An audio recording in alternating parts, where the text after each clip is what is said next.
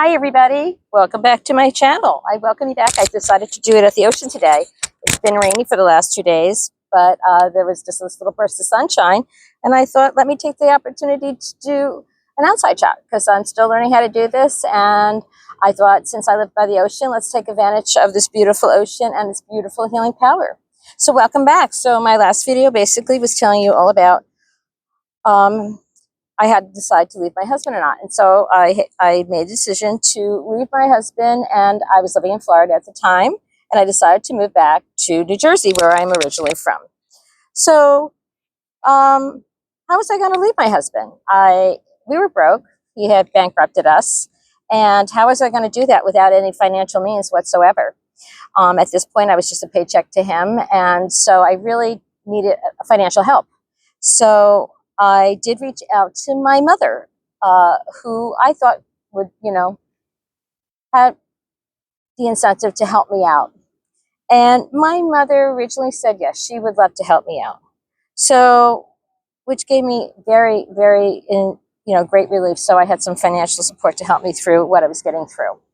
So then I was at the gym one day, and I spent a lot of time at the gym because I wanted to just get away from my ex. And so then I'm on the treadmill, and I called my sister, and my sister said to me, unfortunately, we're not going to be able to help you. And so my heart sank into my stomach at the time. But I said to myself, no, this is not going to be the end of what I want to do. Okay, I'm going to find a way. I'm going to find a way. Because my thoughts always in life is there's always a way. You have to figure it out. I'm going to find this way to do this. So, and at the same time, I was still checking up on Zillow to make sure, to see what the status of their house was. And Zillow was constantly just saying it was under contract. So my sister really just cut me out at this time because I screwed up her original plans. Her original plans was to buy a house that was next to her best friends in Albuquerque. And since I convinced my mother to wait a year to settle and process the death of my father and to adjust to a new transition, and I had screwed up my sister's plans, and that did not make her happy. Because, of course, I was looking out of the best interests of my mother. And so they kind of like distanced at this point. So I was really devastated that my mother, well, basically it was my sister who cut me off, who was basically saying, no, we can't do that. My sister was in charge of the finances. She had gotten power of attorney.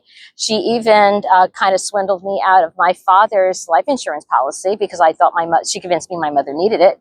She had me sign, my father, his life insurance policy was going to give me about $7,000, which I really, really desperately needed because my daughter was still in her last year of college and she could have used that money. So, so I had to make this big decision. I'm looking at my notes. My notes are buried in the sand here in little index cards, so directing me where I wanted to go when I wanted to speak on this. So like I said, when my sister cut me off, I first panicked. And I kept saying, no, don't panic. There has to be a way. There has to be a way. There's always a way, all right? You can find it. Think hard. Think deep.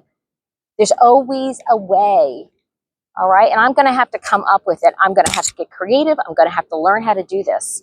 And I will learn how to do this because I will not be brought down. I have lived a life of everyone second-guessing me, not believing in me, no faith in me, and I guess, yes, I have a little chip on my shoulder that I have to show them, no, I'm not as intimidated and as small as you think I am, and like my ideas are not silly, and I can make something of my life, and I have, and I continue to, and I will rise from all this. So, okay, so I had to make this big decision, and at the same time, I was still continuing my Reiki healing.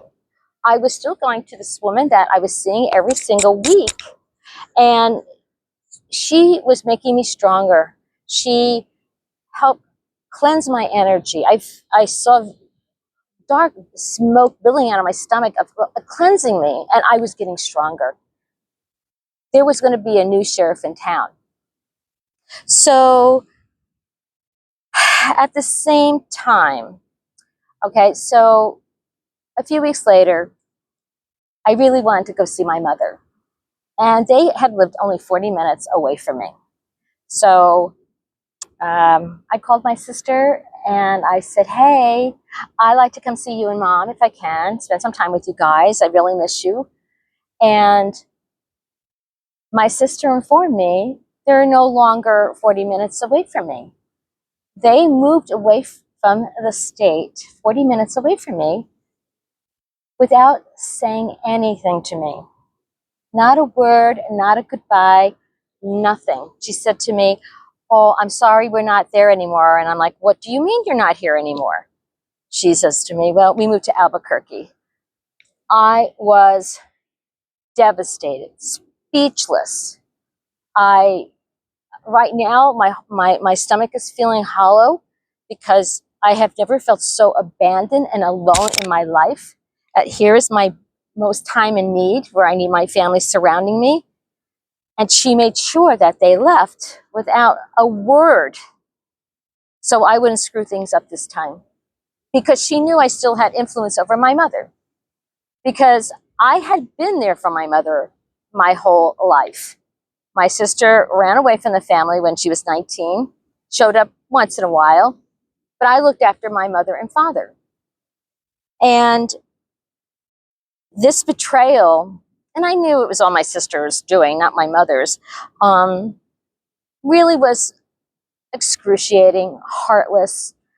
I simply could not believe that they left the state without saying a word to me. And I went into a deep depression. I was so alone, and things between my ex were getting worse. And it was devastating. I was seeing my Reiki healer, and so this gave me a new strength. This gave me a new strength. And the old Robin was dying, and I was finding my courage and my strength, and I was getting stronger every single week because I had been beaten down. And I knew I had to find my inner strength again and build myself up again. I was not letting my story end this way, because I am the author of my own story. I am not going to let my marriage and that man define who I am. I will define who I am. And so that was really a devastating blow that I had to go through. And I don't think I ever got through it. I mean, my father died 3 months earlier, and they just abandoned me. And they kind of abandoned my dad when he was dying. And so I thought, who are these people? Who are they? And like, how did I get these people? So I decided then, like, I needed to just protect me and my energy and myself from these harmful acts that they have often done to me. And at the same time, my marriage was falling apart. We got into this super big fight in the fall, early September, and we had a huge fight. And this was a fight where my ex got very aggressive and physical with me, where I had to run away. I ran out of our apartment, and I ran to the pool in the bar area, and I was at the bar. It's empty. It was late at night. Well, 8:30 is late at night in Florida. They wind in those streets like 9 o'clock. And so around 8:30, I went to this bar by the pool, and I sat there shaking to death and crying my eyes out as I felt scared and frightened to return to my apartment with him there, because he had gotten so physical with me, holding me back, holding me down, grabbing my phone out of my hand, and saying, that's not your property, it's mine. And just, I felt so threatened that I had to run out of the apartment. And I just sat at this bar alone, and I just cried my eyes out. And I was literally shaking and shivering that what was I just experienced? And how do I go back and sleep in the same bed with a man who was just so aggressive with me? How do I go back? How do I return to that? Well, I had to. I had nowhere to go. I had to return to that. I believe I slept on the couch that night, and I had to go to work the next day. And as I was leaving, he texted me on the phone. He was so sorry. This would never happen again. And I love you and all that. And you know, this typical stuff that people say after they've been aggressive and abusive. I was actually in the morning, I was actually in a fog of like, this is going to get worse. It's not going to get better. Because it started in New York City, it was escalating, and I knew it was not going to get any better. And so I tried to stay calm and try to focus on my work. My work was suffering a lot. I was making little mistakes here and there, but when you're doing accounts payable, you can't make mistakes. It's financial, all right? You have to be on your game all the time. And so it was very difficult for me at this time, and my boss was also being abusive. She was a class A witch, awful. And when I told her what I was going through, she also confirmed to me that she had been abused, physically abused and mentally. And so I felt, wow, I have a sister here. I have someone who can have empathy and understanding. Not at all. Not 1 ounce. No empathy for me whatsoever. All right. Basically, she looked at me and she's like, you know what you got to do. You know what you got to do. Well, yeah, I know what I got to do. But, you know, it's not as easy as that. When you lose all your money and possessions, you lose all your friends because they're afraid to come towards you and near you, because you're a pariah by at that time, because your life is falling apart. I've kept very few friends after my life fell apart, and I found out who my real friends are. And thank you, God. Thank you. I realized who was there for me. And I will always remember the people who were kind and gracious and good to me after my life fell apart. I will always remember them. These are the ones that had my back when I was at my lowest peak of my life. Well, you know, I went through Reiki, and I knew I had to get stronger, because I'm not going down this way. No freaking way am I going down this way. All right, I am going to be the author of my own story. I am going to follow my own path at this point. And, well, my ex started noticing, like, wow, there's a new sheriff in town. There's a new Robin. And I completely changed my whole demeanor. I wasn't letting him bait me. I was not letting him, like, draw me into cycles of arguing that go nowhere. I just was gracious and answered him, and only bare minimum reactions out of me. Stayed away from him. He also wanted me to drink with him. He would love to have wine at night, and so, which would make me a little tipsy and weaker. And so he could poke at me a little bit more. Well, I stopped drinking. I stopped drinking any alcohol with him, because that's when he was going to make me more susceptible and vulnerable and open up. And then he would turn that against me eventually. So smartened up, learned to stop drinking with him, because that's like his MO, to come at me. Stopped that immediately and kind of turned off. I didn't want to really talk to him. I found all these reasons. To leave the house. Like there was a gym and a pool, and I was like not with him, staying away. At night, after I cleaned the dishes, of course, at dinner time, I would go upstairs and I would read in bed, and then go to bed and go to work the next day. So I found every reason to not engage. I'm not going to engage. This is over. I'm done. And so I had great anxiety. I wasn't able to sleep because I didn't know, like, I wasn't sure if he was going to hurt me while I was sleeping.